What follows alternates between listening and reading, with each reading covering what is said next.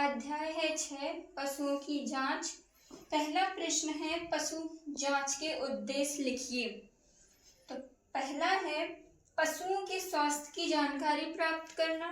दूसरा पॉइंट है पशुओं की उत्पादक ज्ञात करना। तीसरा पॉइंट है पशुओं की उम्र यानी आयु ज्ञात करना। फोर्थ पॉइंट है पशुओं की विभिन्न जातियों को ज्ञात करना। 5 है पशुओं के शरीर के भर के अनुसार भोजन की व्यवस्था करना। 6 पॉइंट है पशु वृद्धि के लिए आहार नियत या निश्चित करना यानी तय करना। पशुओं की जाति का विकास करना। पशुओं के शरीर के सभी अंगों का विकास करना या प्रजनन के लिए आहार निश्चित करना। अध्याय 6 का यह है क्वेश्चन नंबर 2। क्वेश्चन क्या है कि उत्तम पशुओं के चयन के लिए चयनकर्ता के आवश्यक गुण यानी जो पशुओं की जांच करते हैं उनमें क्या क्या विशेषताएं या गुण होने चाहिए, ये क्वेश्चन कह रहा है। तो पहला पॉइंट है कि निर्णायक को अपने निर्णय पर दृढ़ होना चाहिए, यानी निर्णायक एक बार बोल दे उसे अपने निर्णय पर दृढ़ होना चाहिए, बदलना नहीं चाहिए। निर्णायक स्वयं चुस्त एवं अनुभवी होना चाहिए, यानी निर्णायक जो होता है स्वयं तंदुरुस्त होना चाहिए और अनुभवी यानी ज्ञान वाला होना चाहिए। निर्णायक को पशु की नस्ल के विषय में पूर्ण जानकारी होना चाहिए। जिस पशु की वह निर्णय ले रहा है उस पशु की जानकारी उसे होना चाहिए। निर्णायक को पशु की बाहरी एवं आंतरिक शारीरिक रचना का विस्तृत ज्ञान होना चाहिए, यानी निर्णायक को पशु की बाहरी एवं अंदर की सारी रचना का विस्तृत यानी पूरी तरह ज्ञान होना चाहिए। पशुपालक में निर्णायक के निर्णय के प्रति रुचि होना चाहिए। पशुपालक यानी जो पशुओं को पालते हैं उन्हें निर्णय लेने वाले के निर्णय के प्रति रुचि होना चाहिए। पशुओं के वांछनीय एवं अवांछनीय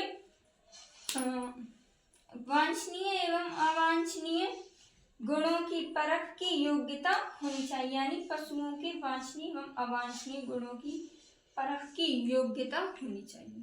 तो गाय की पार्ट 6 का है ये क्वेश्चन नंबर 3। दुधारू गाय के लक्षण लिखिए।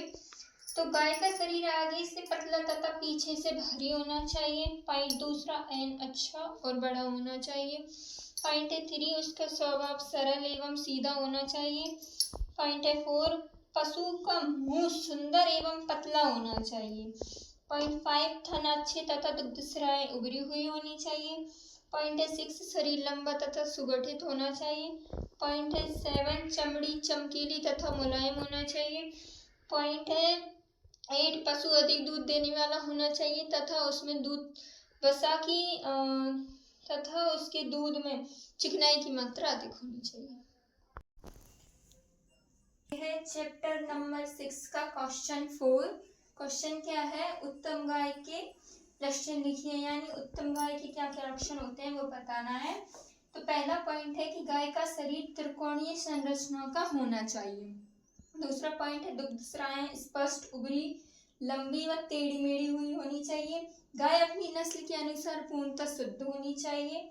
गाय का शरीर आगे की अपेक्षा पीछे से भारी होना चाहिए।